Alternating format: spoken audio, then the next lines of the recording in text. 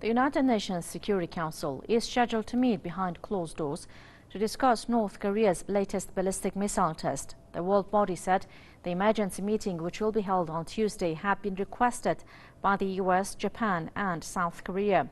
North Korea fired an intermediate-range ballistic missile into waters off its east coast on Sunday. Pyongyang described the launch as successful, saying the country's leader Kim Jong-un had approved the deployment of the weapon for military action. This is considered an indication that North Korea has made further advances in its ability to hit US targets. The Asian nation says it is developing its missile and nuclear programs as a response to hostile US policies.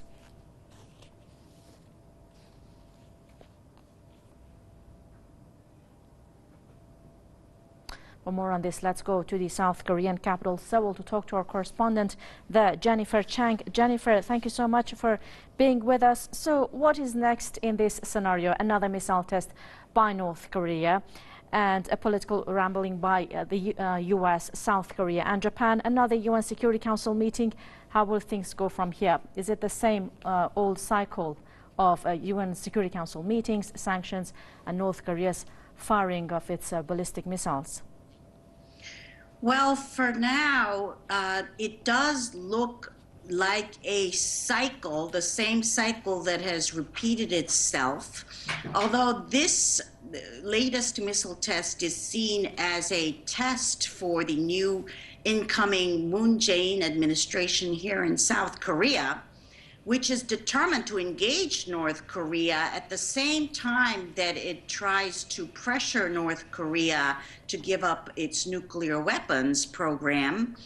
This latest missile test came just hours on Sunday after Moon appointed pacifists known for their engagement of North Korea to top government positions such as the National Security Council and the Foreign Minister position. And so Moon will be under pressure from the Trump administration to apply more sanctions to North Korea. The Trump administration has said the UN Security Council sanctions are not enough, is trying to pressure China to apply sanctions to North Korea. But Moon has said that he does not think that sanctions alone are the way to go, that these need to come together with dialogue and engagement of North Korea. And experts believe that given the top posts that he named Sunday related to security and relations with North Korea, that eventually he will go down this path of engagement and dialogue with North Korea. And so this test is a temporary test, and when you look at this from a long term, he is determined to carry out his sunshine policy of engagement with North Korea, and that will clash with Donald Trump's goal of more sanctions. How can the Chinese government apply sanctions if Moon Jae-in is not willing to apply sanctions from South Korea's point of view? It would be hard to argue that the Chinese government must apply sanctions, as Trump is doing.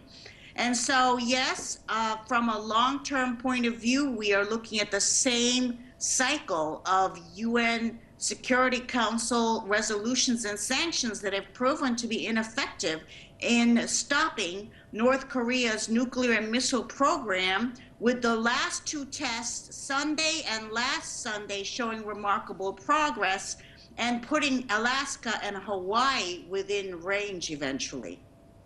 So do you think what will come out of this latest UN Security Council meeting, more sanctions perhaps? Or do you think that the Trump administration is going to pressure South Korea into sort of a clash and more confrontation with the North instead of any dialogue? Well, I think that the UN Security Council meeting, which is the second in about a week, they held another emergency meeting on Monday following the last ballistic missile test on May 14th, will probably come out with some kind of statement condemning North Korea. Whether they will apply more sanctions is unclear.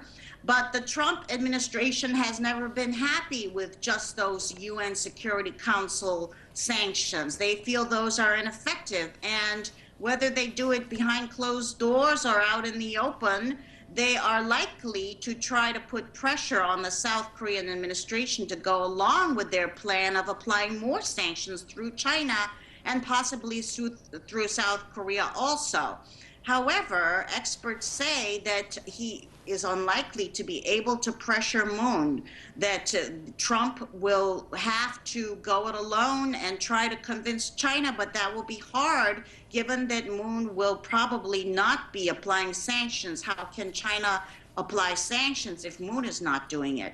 Okay, thank you so much for that insight and analysis. That was Press TV's Jennifer Chang joining us live from the